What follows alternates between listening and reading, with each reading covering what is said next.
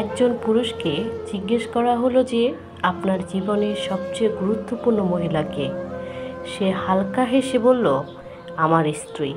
অপরজন একটু আশ্চর্য হয়ে বললেন, বাকিরা তো সবাই মা বলছে।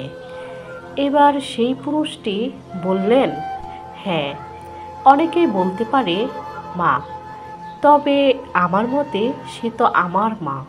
সে আমাকে জন্ম দিয়েছেন, তিনি তো আমাকে ভালোবাসবেন।